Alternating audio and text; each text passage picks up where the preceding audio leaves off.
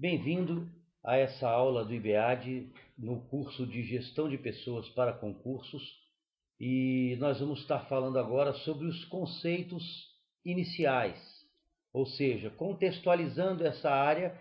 E esse estudo você vai perceber que, se você já assistiu alguma outra aula, que a coisa é muito interligada. Se isso ainda não aconteceu, você vai perceber que existem maneiras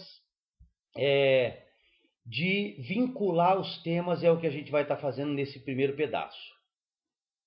Primeira coisa é que a gestão de pessoas pode ser vista como um modelo. Por quê? Porque nós vamos estar falando isso repetidamente. Existe um vínculo entre o sucesso de qualquer organização e o desempenho das pessoas ali.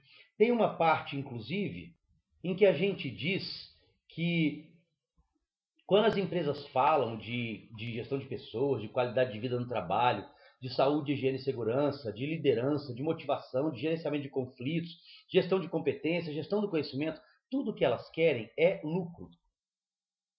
Mas para terem lucro, elas precisam ter bom desempenho. E esse desempenho, a gente já viu que depende do desempenho das pessoas. E no que diz respeito ao desempenho das pessoas, esse desempenho é dado pelo produto da capacidade, pela motivação, que é o querer fazer, o saber fazer e o querer fazer. Então, esse desempenho vai depender do comprometimento das pessoas com aquilo que elas fazem, ou seja, do grau de entrega que elas estão dispostas a dar, a contribuir para a organização. E esse comprometimento depende de estarem ou não motivadas, justamente de quererem fazer as coisas que lhes são atribuídas. E essa motivação vai depender, por uma das linhas, você deve assistir a aula de motivação para isso, do atendimento de necessidades individuais. Ora, se esse desempenho organizacional depende do desempenho individual, eu posso ver a gestão de pessoas como um modelo pelo qual se quer atuar sobre o comportamento, que na verdade é fazer com que as pessoas se comportem, atuem de acordo com o esperado, para poder, com isso, fortalecer o potencial da empresa de alcançar seus resultados. E isso diferencia a empresa no mercado em que ela atua e contribui para a fixação da sua imagem e do seu nível de competitividade. Muito bem.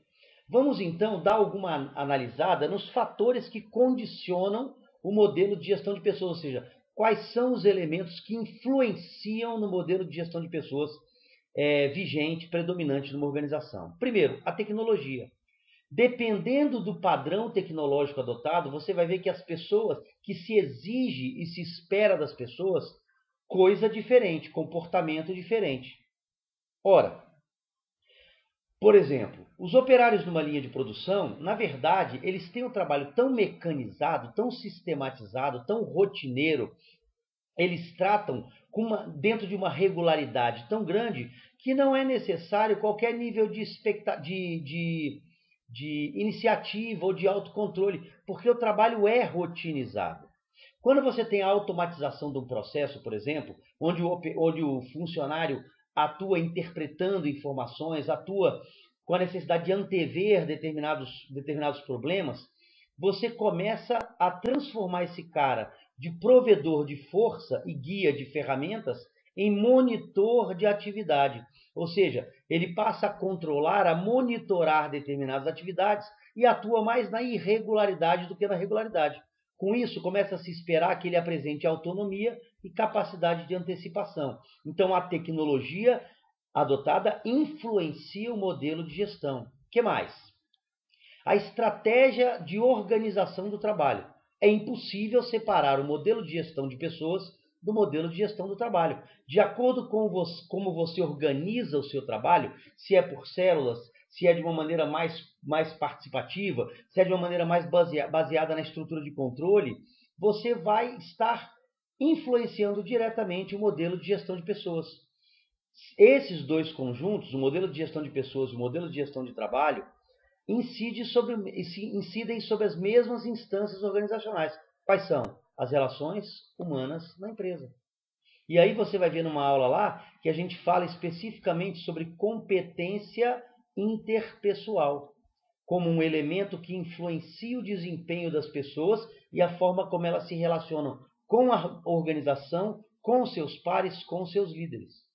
Qualquer que seja a forma de organização do trabalho, os resultados só serão alcançados, os resultados esperados, se houver políticas e práticas de gestão de pessoas que estimulem esse padrão de desempenho e orientem esse padrão de desempenho com base na técnica de gestão de trabalho utilizada. Ou seja, o desempenho que eu espero, o padrão de desempenho que eu espero, o padrão comportamental que eu espero, está sim vinculado à forma pela qual eu organizo o meu trabalho na nossa organização.